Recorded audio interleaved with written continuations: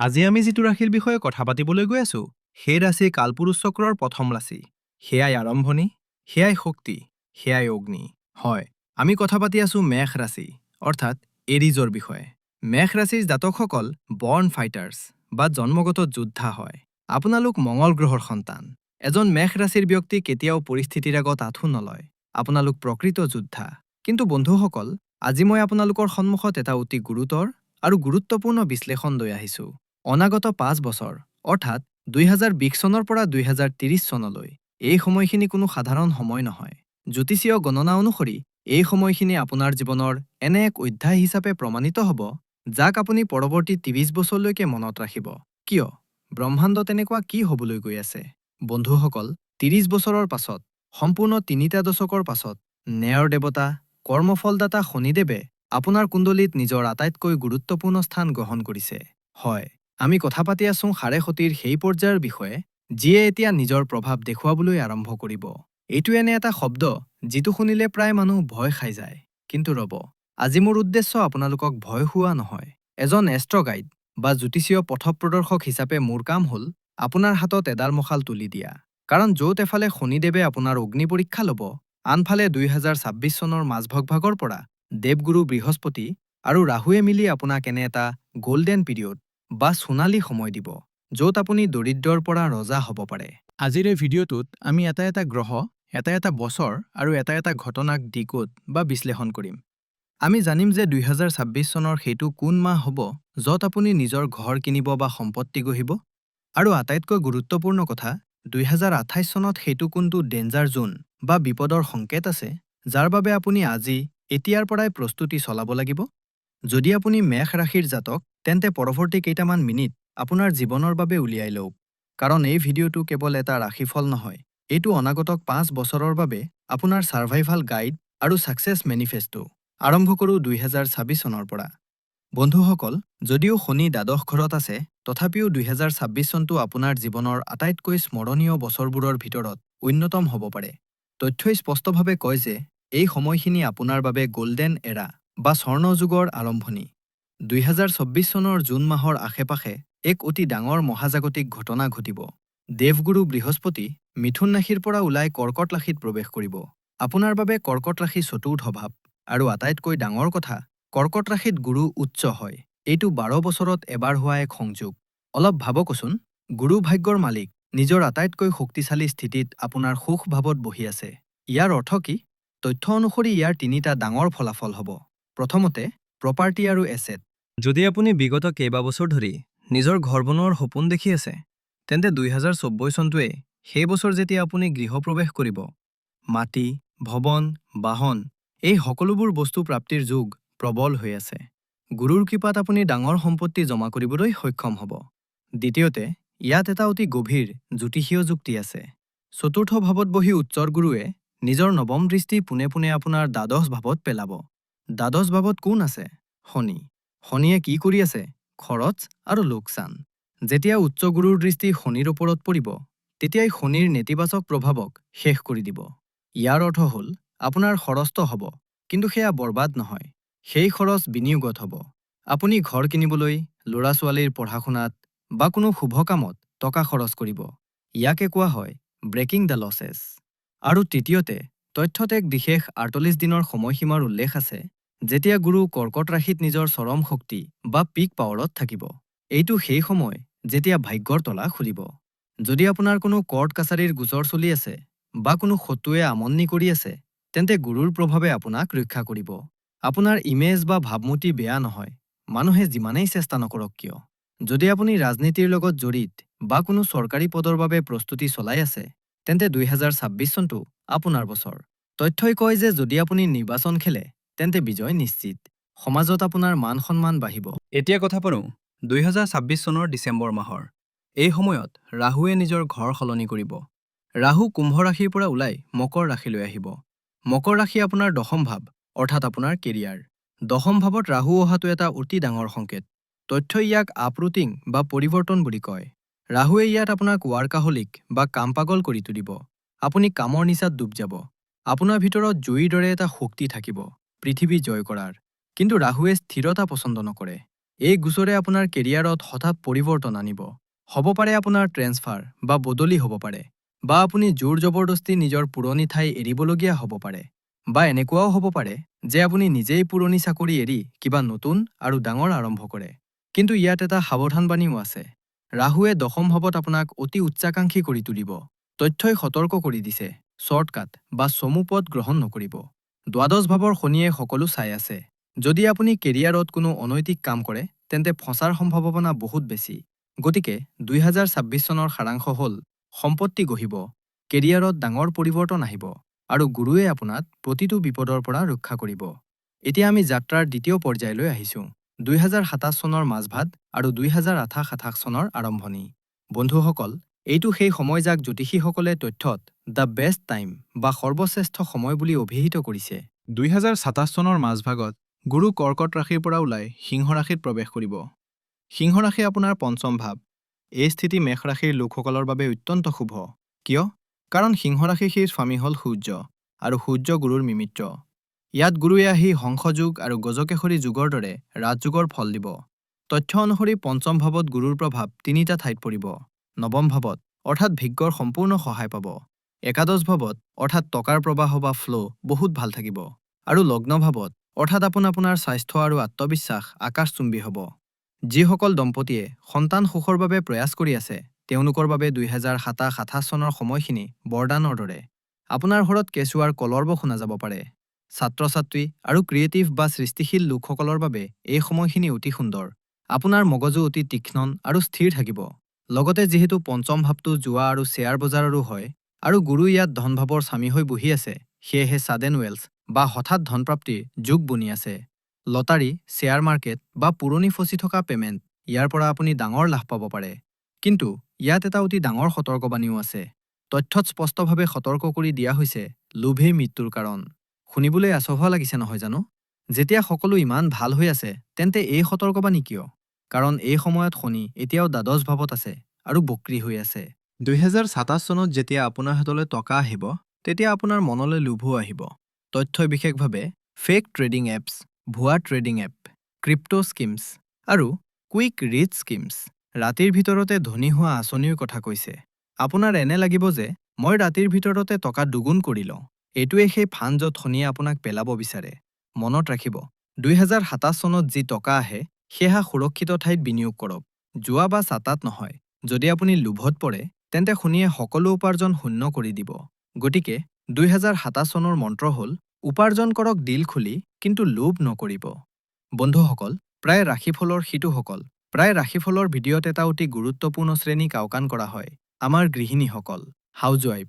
যদি আপুনি এগৰাকী গৃহিণী, তেন্তে এই 5 বছৰৰ সময়খিনি আপোনাৰ বাবে অতি বিশেষ হ'বলৈ গৈ আছে। কিয়? কাৰণ মেষ ৰাশিৰ বাবে গ্ৰহবোৰৰ যি চাল চলি আছে, সেয়া পোনে পোনে আপোনাৰ ঘৰ আৰু আপোনাৰ অস্তিত্বক প্ৰভাৱিত কৰি আছে।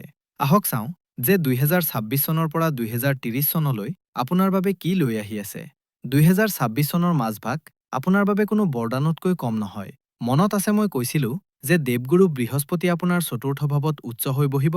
জ্যোতিষত চতুৰ্থ ভাৱ ঘৰৰ হয়, আৰু ঘৰৰ মালকিন হ'ল আপুনি।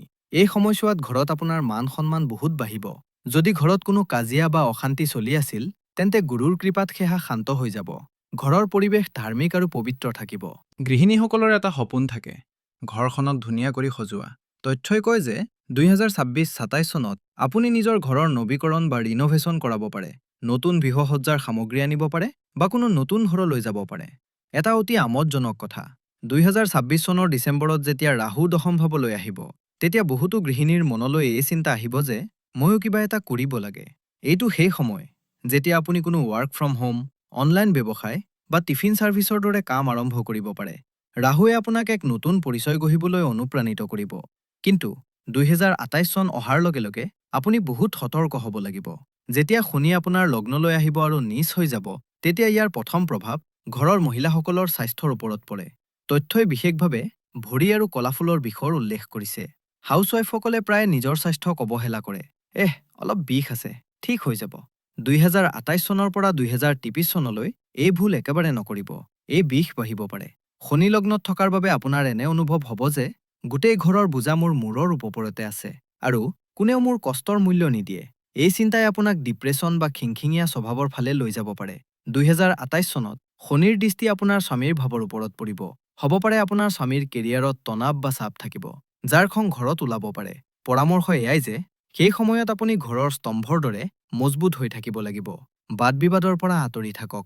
মনত ৰাখিব, এইবোৰ গ্ৰহৰ খেল, আপোনাৰ সম্পৰ্কৰ অভাৱ নহয়। আপোনাৰ বাবে এটা অতি সৰল প্ৰতিকাৰ আছে।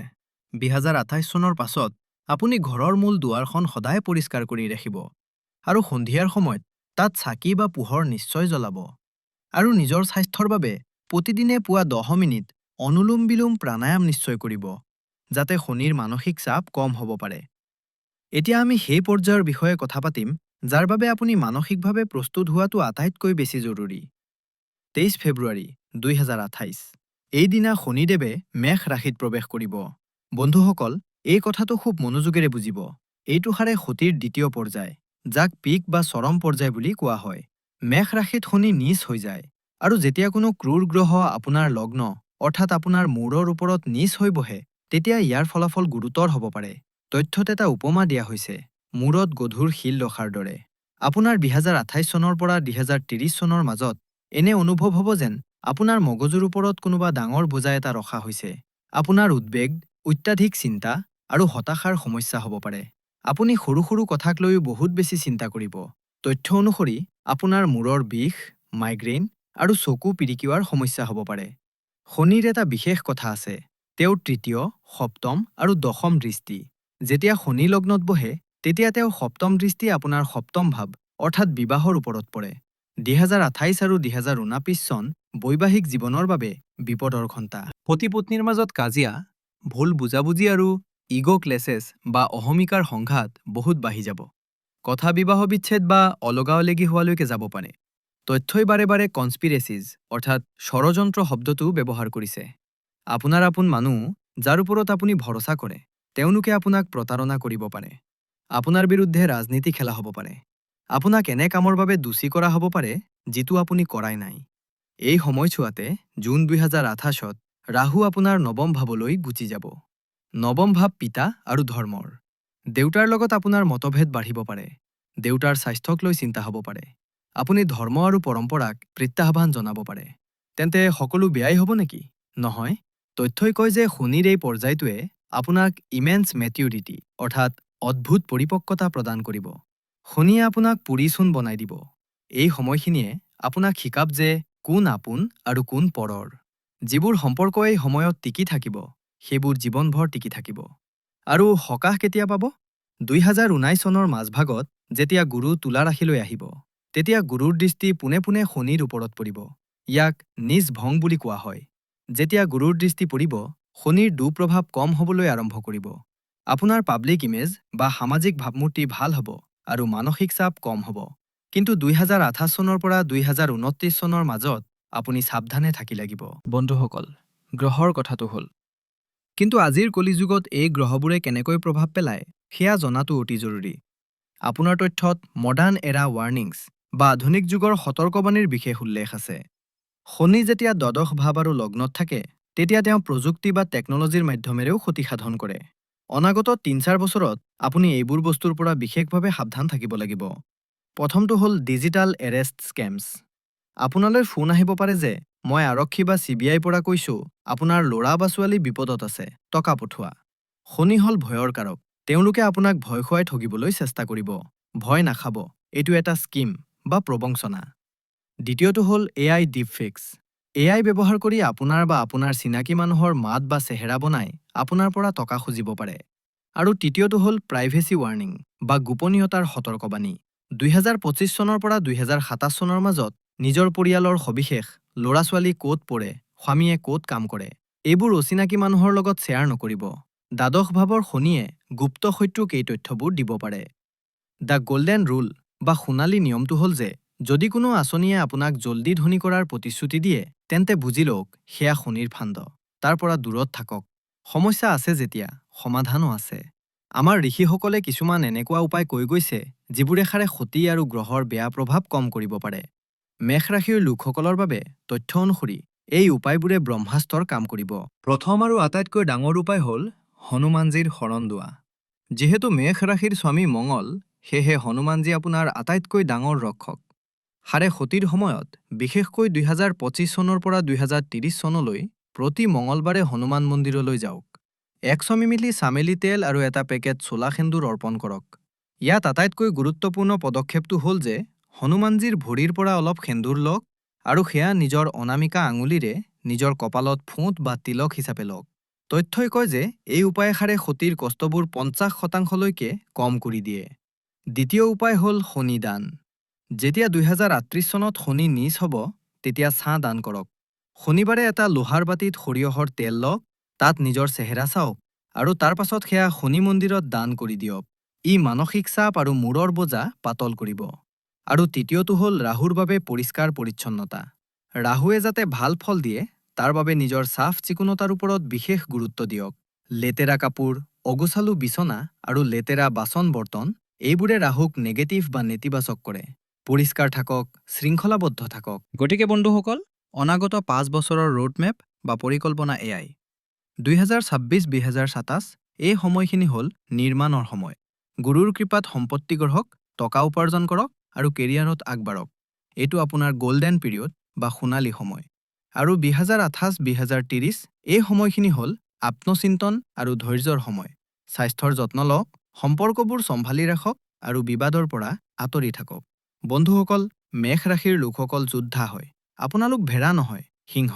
শনিদেৱে আপোনালোকক ভাঙিবলৈ নহয়, বৰঞ্চ আপোনালোকক আৰু মজবুত কৰিবলৈহে আহি আছে।